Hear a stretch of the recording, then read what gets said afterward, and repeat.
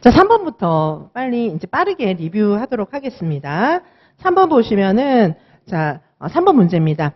요 가의 수업 사례에 나타난 유아의 자아 개념 발달을 이건 뭡니까? 사례와 연결하여 설명하고, 저희는 다 사례 문제입니다. 사례와 연결하여 설명하고, 기억의 대화에서 친구와 사이좋게 놀 수 있어요. 놀 수 있어요. 그림 그릴 수 있어요. 노래 잘 부를 수 있어요. 자꾸 잘한다고 얘기하잖아요. 자, 유아가 밝히고 있는 요 자아 개념의 하위 요소 두 가지를 이제 쓰라고 하고 있습니다. 자, 그래서 사례와 연결해서 자아 개념 발달을 설명하고, 그 다음에 여기 동그라미 2에다가는 하위 요소, 그 하위 요소를 이제 설명하라고 하는 것인데, 자, 지문. 올해 2025 유아인명 문제도 이렇게 사례를 다 엮어가지고 생각해야 이제 답을 쓸 수 있는 그런 문제가 났잖아요. 이지선 유아인명의 문제는 이건 이제 일단은 1회차는 좀 지금 쉬운 문제를 냈기 때문에 조금 쉬운 편에 속하는 문제입니다. 2회차, 3회차 계속 난이도를 높여나갈 텐데, 이제 정말로 2회차, 3회차 갈수록 싱크로율이 더 높아지겠죠. 자, 어쨌든 1회차든 어떤 회차가 됐든 연습 문제 하나에 이르기까지 이렇게 다 사례를 쓰는 문제, 사고하는 문제, 현장 중심의 문제, 이런 문제들을 저희는 계속해서 풀어왔고 앞으로도 계속해서 풀 겁니다. 자, 그래서 자, 여기 보시면은 동그라미 1번은 당연히 이제 자아 존중감이겠죠. 그렇죠? 왜냐? 사례와 연결해서 써야 돼요. 유아들이 각자 나는 친구하고 사이좋게 놀 수 있어요. 그림도 잘 그릴 수 있어요. 노래도 잘 부를 수 있어요. 아까 기억해서 그렇게 얘기했잖아요. 그래서 각자 자신이 할 수 있는 일이 많이 있다, 이걸 이야기하면서 자신의 능력과 가치를 평가하고 있기 때문입니다. 자, 그 하위 요소 생각나는 거 쓰라고 했으니까 학업적 자, 저는 사회적 자, 요렇게 이제 두 가지를 썼습니다. 자, 그래서 자아 존중감의 개념이고 자아 존중감의 위계 구조는 이와 같이 나타내 볼 수가 있겠습니다. 자, 그 다음에 이제 2번 문제 보실게요. 계속해서 2번 문제입니다. 자, 2번 문제는 지금 뭐를 문제로 냈습니까? 자, 유아 인권 존중 교육. 유아 인권 존중 교육인데, 그냥 인권 존중 교육 명칭 쓰고 이런 게 아니고, 인권 존중 교육 방법 한 가지를 제시하고, 이런 거 이번에 시험에 엄청 났잖아요. 어떻게 가르칠 건지 발문 제시하고, 어떻게 가르칠 건지 방법 제시하고, 서술하는 거 진짜 문제 너무 많이 났잖아요. 유치원 이제 현실하고 관련져서 교실에서 적용할 수 있는 사례 내는 거. 저희는 문제가 다 이래요. 작년에도 이런 문제 계속 풀었고, 올해는 이제 지금 요 엘리트 예습반, 엘리트 실전 모의고사 예습반의 1회차는 이제 문제가 좀 쉬운 건데, 쉬운 문제임에도 다 이런 문제들입니다. 자, 유아 인권 존중 교육 방법 한 가지. 자, 어떻게 설명을 할 수가 있겠습니까? 요거 이제 답을 조금 보도록 하실까요?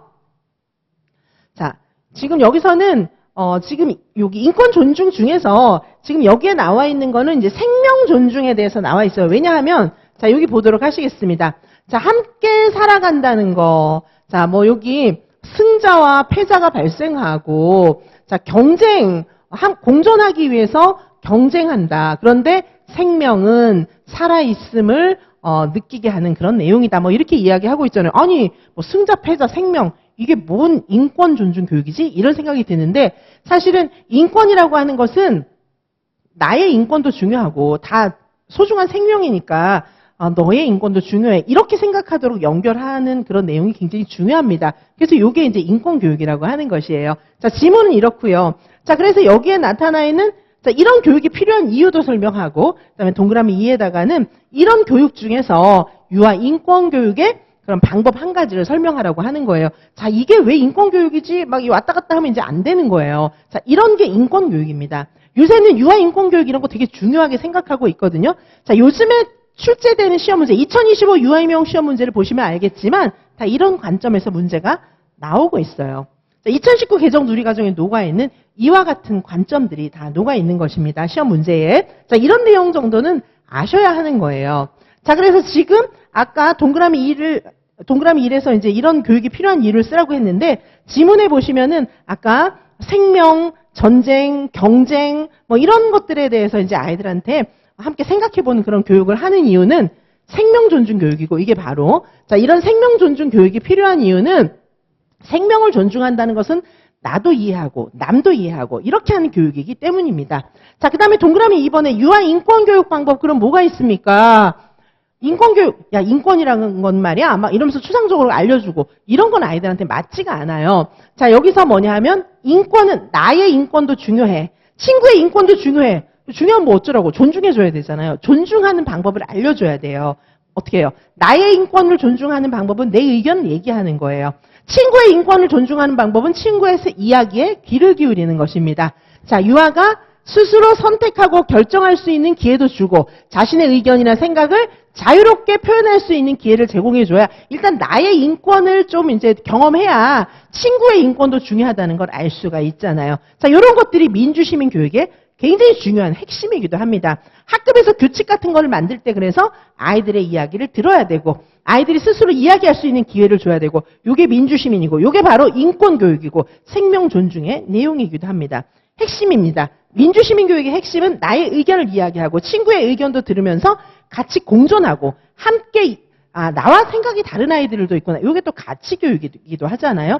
자, 요새 이런 내용들이 너무 중요하고 올해도 시험에 대거 출제되었죠. 가치 교육 같은 거는 다 나의 가치, 남의 가치 이런 것들을 조화롭게 생각할 수 있는 능력을 기르는 것이 그 핵심입니다. 자, 사회관계 영역에서 이제 이런 거 굉장히 중요한 내용인데 해마다 시험이 이렇게 바뀌어서 나오고 있는데 자, 지금 인권, 생명 존중 이런 개념도 생명이라고 하면 뭐 개미 안 밟아 죽이고 꽃 안 꺾는 그런 거 아니야? 우리도 생명이잖아요. 그래서 굉장히 중요한 것은 인권 교육하고 생명 교육하고 연결이 되어 있고 자, 유아 인권 교육 중에서 굉장히 중요한 내용은 의견을 말할 수 있도록 도와주는 거다. 자, 그걸 좀 기억을 해 주시기 바라겠습니다. 이게 너무 중요한 내용이에요. 자, 생명 존중 교육 중에서 굉장히 중요한 게 인권 교육이 요 안에 들어 있습니다. 자, 유아의 인권과 관련된 내용이고 자, 오늘 문제로 냈던 유아 인권 교육의 방법 요거 기억해 주셔야 돼요. 올해도 시험 문제가 교육 어떻게 할 건가, 발문 사례, 교육 어떻게 할 건가, 맨날 이런 거 사례, 적용 사례 이런 걸 계속 시험에 내고 있기 때문에 적용 사례를 한번 꼭 생각해 주셔야 됩니다. 유아가 자신의 의견을 생각하고 자유롭게 표현할 수 있는 기회를 줘야 돼요. 그리고 스스로 선택하고 결정하게 해줘야지 선생님이 다 정해가지고 요대로 해 이렇게 하면 안 되는 거예요. 유아가 선택에 대한 책임도 질 수 있도록 해줘야 되고 다른 유아와 함께 할 수 있는 활동, 친구들의 의견도 주고 서로 의견을 조율하고 이럴 기회를 줘야 하기 때문입니다. 자, 다음에 3번 문제입니다. 자, 3번은 뭘까요? 지리 교육입니다. 저희는 뭐 지리도 원래부터 되게 중요하게 생각을 했는데 지리 이제 작년에 났었죠. 지리 같은 경우에. 자, 여기 이제 지리 교육의 내용을 보도록 하시겠습니다. 자, 여기 보시면 다는 유아 지리 교육의 개념과 내용인데 니은과 디귿에 적합한 활동 사례를 기술하라고 하는 것입니다. 자, 니은은 무엇입니까? 방향, 처음에 이제 여기 방향과 위치가 있고 우리가 살고 있는 지역이 농촌, 어촌, 도시 여러 이제 특성이 있을 거 아니에요. 그거에 대해서 이제 이야기해 보도록 하면 되겠죠. 그다음에 이제 지도라고 하는 것은 지도는 뭐예요? 축적. 그렇죠? 지도는 실제 크기를 지도에다 못 그려 놓잖아요. 줄이잖아요. 그다음에 이제 조망. 그 위에서 내려다본 거라든가 이제 보는 방향이 다르잖아요. 그렇죠? 방향, 조망, 그다음에 축척 뭐 이런 개념들이 지도에 들어가 있는 거예요. 요거를 실생활 속에서 아이들이 경험할 수 있도록 해주는 것이 바로 유아 교육에서 지도 교육의 방법입니다. 자, 이런 내용을 알고 이제 답을 쓰셔야 되는 거예요. 자, 문제 뭡니까? 지리 교육의 개념인데 니은과 디귿에 적합한 활동 사례를 기술하시오. 저희는 항상 이런 문제 풉니다. 이거를 미리 생각해봐야 답을 쓸 수가 있는 거지. 시험장에 갑자기 들어가서 이거를 어떻게 씁니까? 못 써요. 자, 그래서 니은 디귿에 적합한 활동 사례를 쓰는 겁니다. 자, 답에 보시면은 이제 사례를 쉽고 편하게 써놨어요. 자, 예를 들면, 자, 니은은 아까 무엇이었습니까? 우리가 살고 있는 지역. 우리가 살고 있는 지역에 대해서 아이들한테 수업 사례 어떻게 해볼 수 있죠? 우리가 살고 있는 지역의 구성과 형태, 모래, 진흙, 뭐 강, 바다, 뭐 지역마다 다 그런 특징이 있을 거 아니에요. 우리가 살고 있는 지역의 구성과 형태를 조사해서 발표해본다. 이렇게 할 수 있는 거예요. 자, 사례. 이런 거 미리미리 생각해야지 시험장에 들어가서 두뇌가 착착착착 움직여져서 그 많은 문제를 한 문제에 한 1, 2분 만에 답을 다다닥 그 긴 지문을 읽고 답을 써야 되는데 이게 갑자기 막 머리가 조합돼서 나옵니까? 안 나와요. 저희는 연팩도 원래 다 이런 문제를 다루지만 개인지도반은 특별히 오늘 난이도가 좀 낮다 그랬죠. 그래도 이런 문제를 풀어요. 자, 문제 풀 때 어떻게 하시라고요? 선생님들께서 지금 어떻게 직접 막 그 실전 보고 보듯이 아니 지금 줄줄줄 다 풀 수 있으면 빨리 시험 붙어갖고 2차 지금 빨리 붙어갖고 당장 교사 돼야지. 아니잖아요. 내년에 붙으실 분들은 지금 당연히 모르죠. 근데 어떻게 해야 될까요? 제가 강의하는 걸 듣고 해설 자료가 너무 자세해요. 지금 오늘도 해설 자료가 17페이지나 되거든요. 교육과정 B 해설 자료가 몇 문제 되지도 않는데 17페이지나 돼요. 그러니까 해설이 진짜 자세하고 제가 여기 해설해 드리는 거 듣고 그 다음에 이 해설 자료를 보시면서 선생님들께서 답을 쓰는 연습을 해보시는 거예요. 제가 개인지도 하면서 선생님들께 합격생들 답안지도 다 드릴게요. 그러니까 그걸 보시고 그거랑 똑같은 형식으로 답을 문제를 읽고 문제를 이해하고 답을 쓰는 연습 한자 한자부터 시작하는 거예요. 그럼 나중에는 막 숙달이 돼서 이런 문제 1분에 하나씩 막 다 풀 수 있어요. 더 어려운 문제도. 자, 그렇게 지금부터 연습을 하는 것이 합격의 포인트입니다. 자, 그래서 요반에 들어오신 엘리트 실전 모의고사 예습반에 들어오신 선생님들은 상위 1%가 되기 위해서 지금부터 연습하시는 거예요. 지금부터 문제를 줄줄줄 푼다. 그거는 아이러니 코미디죠. 아니, 그럼 왜 공부해요? 벌써 붙었어야지. 그러니까 지금 그 수준이 됐을 때야 비로소 문제 푼다. 풀 필요 없어요. 그러면 그냥 시험 치면 돼요. 빨리 붙으면 되니까. 근데 그게 아니잖아요. 지금부터 하나하나 연습해가지고 그런 수준이 되게 하는 거예요. 기본서 보는 거, 기본서 보면서 이해하는 거, 암기하는 거, 문제 푸는 거. 이 세 기둥은 세 가지가 다 중요해요. 세 가지가 모두 중요하기 때문에 어떤 하나를 다 끝내놓고 이거 하면 그건 잊어버렸어요. 이제 이거 할 때. 그럼 다른 이제 이해했잖아요. 암기만 해요. 이해한 건 까먹었어요. 그다음에 문제 풀어요. 그러면 앞에 이해하고 암기한 건 또 까먹어요. 그러면 이제 문제 다 풀 때까지 이제 그러면 이해가 쉽나? 안 쉽잖아요. 이해하는데 한 6개월 걸려요. 그다음에 암기하는데 한 6개월 걸려요. 시험 끝났어요. 문제는 하나도 못 풀고 시험장 들어가는 거예요. 그렇게 하시면은 이제 신선이 되시니까 그러면 안 되고 처음부터 이 세 기둥 이해, 암기, 응용 문제 이 모든 것들을 한꺼번에 굴려야 되는 거예요. 세 개 중에 가장 중요한 건 바로 문제입니다. 시험장에 들어가서 문제 푸니까. 앞에 2개 못해도 문제만 풀면서 막 해도 사실 합격할 수 있어요. 근데 괴롭죠. 문제 풀 때 불안하기도 하니까. 근데 이제 그런 방법은 사실 저 같으면 그렇게 공부를 할 텐데 이제 선생님들은 마음이 이렇게 좀 여린 분들이 많잖아요. 근데 선생님들 중에서 마음이 막 대담한 분이 있거든요. 그러면 사실 문제부터 풀어도 돼요. 자, 그래서 선생님들께서 일단 이해, 암기, 문제 이 세 가지 기둥은 동시에 가야 빨리 합격한다. 그걸 기억하시기 바라겠습니다. 이해 다 하고 암기 다 하고 이제 문제 풀 시간은 없다. 이러면 이제 시험 결과는 안 보는 게 나아요. 똑같아요. 떨어지니까. 그렇죠? 자, 그래서 제일 중요한 것부터 하는 거잖아요. 우리가 시간 계획할 때도 제일 중요한 것부터 하는 건데 문제가 제일 중요해요. 그래서 적어도 이해, 암기, 문제를 처음부터 같이 해야 된다는 거를 기억하셔야 선생님께서 합격하실 수 있습니다. 자, 이런 문제, 요번에 시험에 이런 문제 많이 났거든요. 자, 1월 달부터 이런 문제 풀어갖고 익숙해지면은 나중에 잘 쓸 수 있겠죠. 시험 문제 막 이런 난이도 높은 문제 나오면 풀다 보면 시간이 없거든요. 자, 이렇게 보시면, 자, 지금 니은에 보시면은 니은과 디귿에 적합한 활동 사례를 제시했는데 우리가 살고 있는 지역의 활동 사례예요. 그 다음에 디귿은 무엇입니까? 아까 보셨지만 지도 공부 어떻게 하라고요? 동네를 다니면서 유아들한테 지도 막 이론 가르쳐주면 애들이 모르잖아요. 그러니까 이론을 가르쳐주는 게 아니라 동네를 직접 다니면서 주요 지형지물 파악하고 우리들끼리 알아볼 수 있는 기호 만들고 자 지도에 들어가 있는 게 축척도 들어가 있고 그죠? 축척도 들어가 있고 그 다음에 또 뭐 들어가 있습니까? 축척 들어가 있고 그 다음에 기호, 상징 요거 들어가 있죠. 기호, 상징 이런 거 들어가 있고 그 다음에 이제 조망 어떤 방향에서 보느냐 이런 조망 뭐 이런 것들이 들어가 있으니까 지도의 개념에 해당하는 것들을 가르치는데 추상적으로 가르치면 애들이 몰라요. 그래서 생활 중심으로 주로 내 생활 주변을 다니면서 지도의 개념을 알 수 있게 이렇게 가르치는 것이 바람직한 거예요. 자, 그럼 이런 답을 쓸 때 뭐가 중요한 거예요? 주요 개념들이 들어가야 합니다. 자, 이런 답을 쓸 때 굉장히 중요한 것은 주요 개념들이 들어가야 돼요. 그 다음에 두 번째는 뭡니까? 진짜 교실 상황에 맞나? 유아 교실 상황에 맞나? 유아의 발달에 맞나? 그거를 보는 거예요. 가르칠 수 있는 능력이 되나? 자, 우리가 교사를 뽑는데 가르칠 능력이 되나?